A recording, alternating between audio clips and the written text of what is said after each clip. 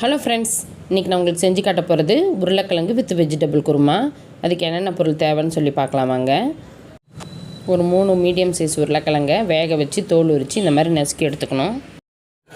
ஒரு கைப்பிடி அளவுக்கு பீன்ஸு, ஒரு 2 கேரட்டு பொடிசாக கட் பண்ணி எடுத்து வச்சுக்கணும்.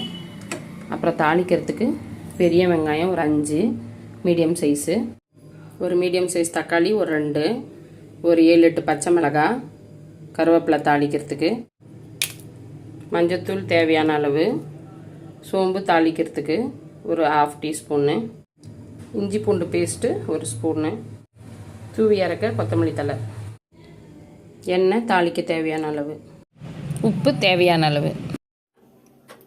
ஸ்டவ் ஆன் பண்ணி வாணலி வச்சுக்கலாம்.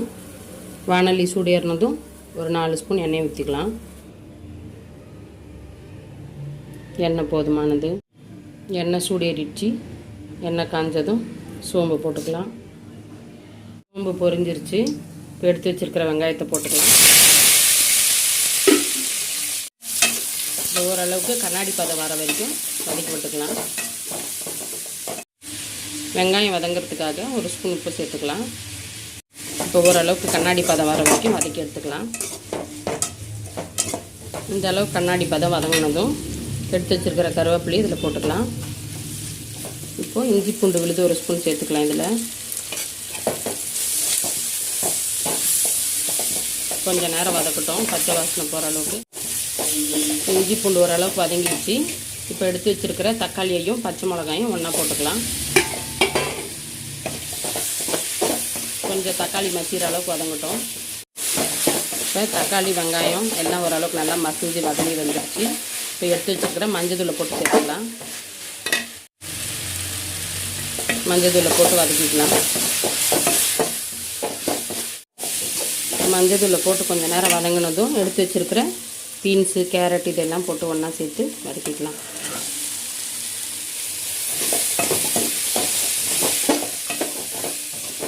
பச்சை வாசனை போகிற அளவுக்கு 2 நிமிஷம் வதங்கட்டும்.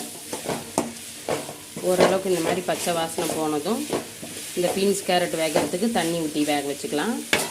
தனியாகவும் வேக வச்சு சேர்த்துக்கலாம். இந்த பச்சை வாசனை போகிறதுக்கு இப்படியே இதுலேயும் போட்டு வேக வச்சுக்கலாம்.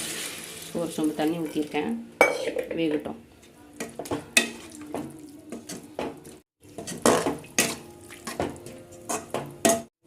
இப்போ இந்த அளவுக்கு தண்ணி ஊற்றியாச்சு. கொஞ்சம் நேரம் வேகட்டும். பிளேட் போட்டு மூடி வச்சிடலாம். நடுவில் இந்த மாதிரி ஒரு தடவை எடுத்துட்டு கிளறி விட்டுக்கலாம். அப்போ தான் அடி பிடிக்காமல் இருக்கும். ஓரளவுக்கு இப்படி 3/4 பாகம் வெந்துருச்சு. இப்போ நம்ம வேக வச்சு மசிச்சு வச்சுருக்கிற உருளைக்கிழங்கு இதில் சேர்த்துக்கலாம். இப்படி வெந்ததும் உருளைக்கிழங்கு போட்டு இதிலே கொஞ்சம் நேரம் வேக வைக்கலாம். இப்போ வேக வச்ச உருளைக்கிழங்கு இதில் போட்டுடலாம். போட்டு நல்லா இப்படி மிக்ஸ் பண்ணி விட்டுறேன்.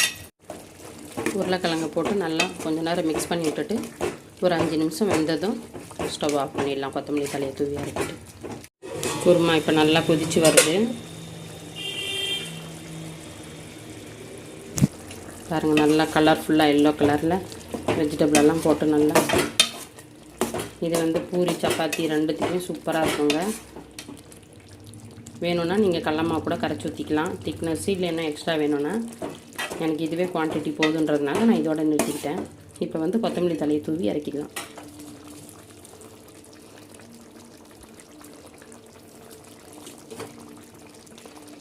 அவ்வளோதாங்க, சூப்பரான வெஜிடபிள் குருமா ரெடி ஆகிடுச்சு. நீங்களும் இதை ட்ரை பண்ணி பார்த்துட்டு எப்படி இருக்குன்னு சொல்லிவிட்டு கமெண்ட் பண்ணுங்கள். Okay, thank you. நெக்ஸ்ட் வீடியோவில் பார்க்கலாம். பாய்.